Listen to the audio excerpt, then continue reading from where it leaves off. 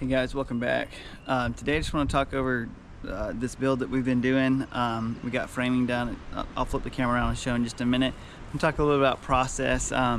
So we had a sheathing inspection once framing was done, so we could put our zip tape on, as well as put our windows and doors in. We haven't done windows and doors yet. They're not in. They're on order.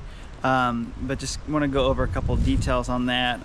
But we got the house totally framed up. They still gotta, I say totally, they still gotta do a chimney up top here.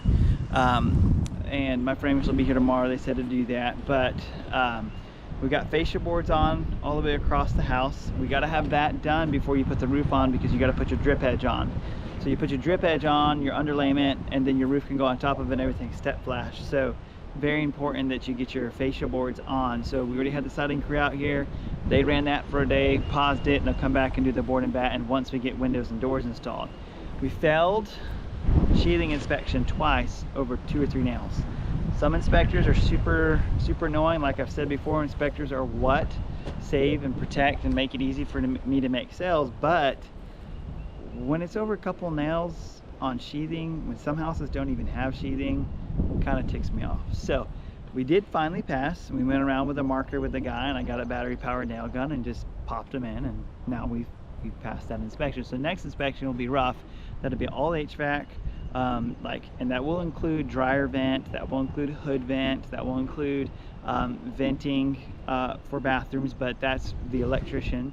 I'm actually getting to do all the electric wiring on this house. I got an electrician who signs off for me, and I get to do that as well as be the contractor. So you can do some of that. You kind of have to do some of that under the table, but on file, on paper, my electrician is 100% responsible, and he knows that, and he's willing to work with me, and he trusts me. So I'm very fortunate and thankful to have that.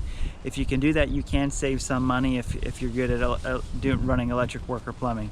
Definitely not interested in doing the plumbing. They've got rough completed. They're already installing some of the HVAC boots and stuff, even though we don't have a roof on. But because we've got the zip system, everything's taped. In theory, we're dried in, even though when it rains, we still do get some water in. But let me show you inside and kind of where we're at, and I'll go over a couple things that I've had to learn the hard way.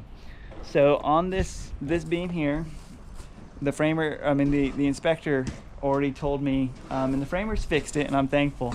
And I'll show you this joint right here.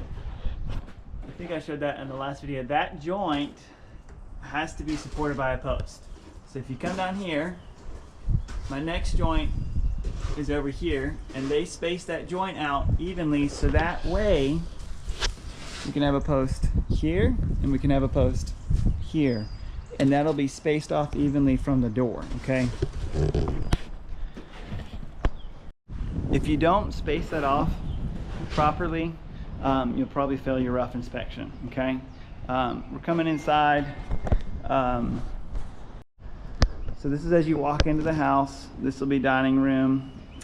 This is a bedroom over here. Probably will become an office, but we've got a full walk-in closet. The other thing that the inspector pointed out on these bottom plates here, and this is stupid, it's the dumbest thing I've heard, but we're gonna do it. He said if he can get his tape measure underneath there, and this little piece of wood is going underneath there, that I've got to shim them on a load-bearing wall.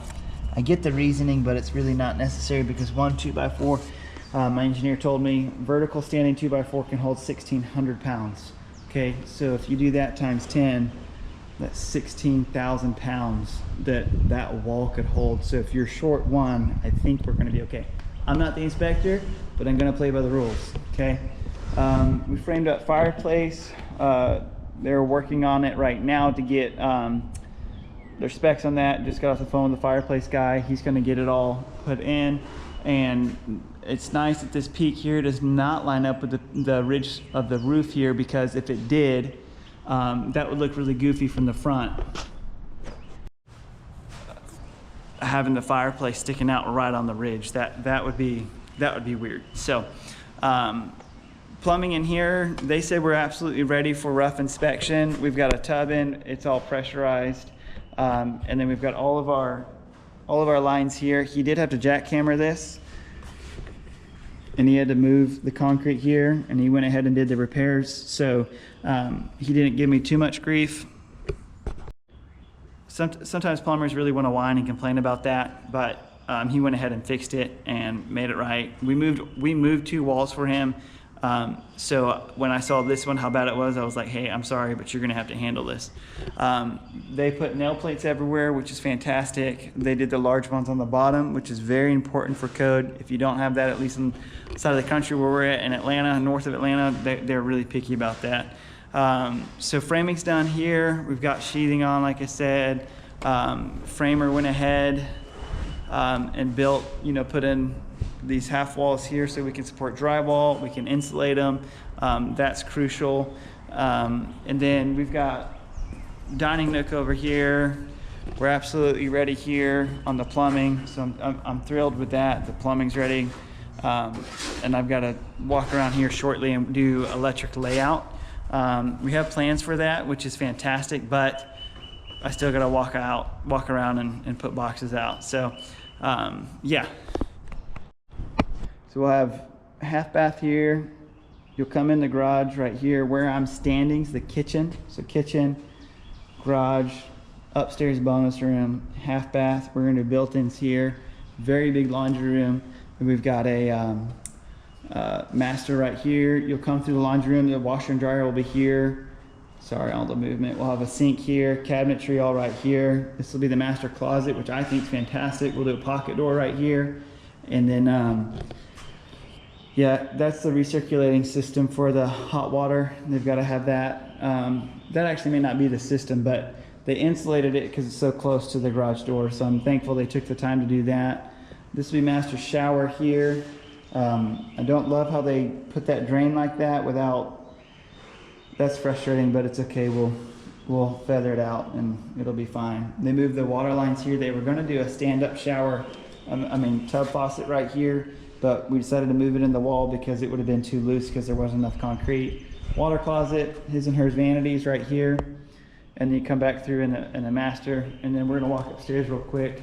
I think last time I did this, we did not have upstairs framed. I'll show you the garage here. This plywood here is important for shear wall. That's why it's here. And then that will count as a shear wall as well because it's got decking on it. Nice big LVL right here, and then we've got this as a shear wall as well, which will also make it nice for whoever lives here if they want to hang shelving and stuff. Yeah, it's just 1/2 inch, but it's much better than putting anchors and drywall. We'll head upstairs. We've got a half bath up here. Full bath.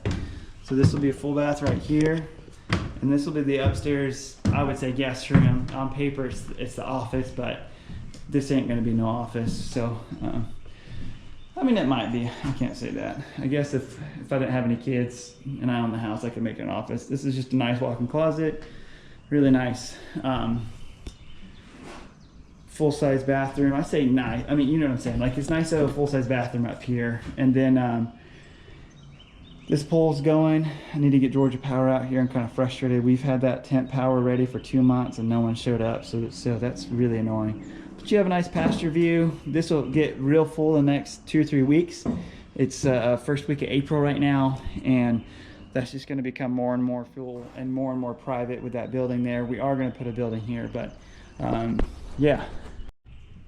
So yeah, I hope you enjoyed the walkthrough. I love seeing houses as they're getting framed up and seeing where things are laying out, and now that it's totally framed, it feels a lot bigger than it did being 10-foot ceilings. But more than anything, with working with the county and with inspectors, don't tick them off.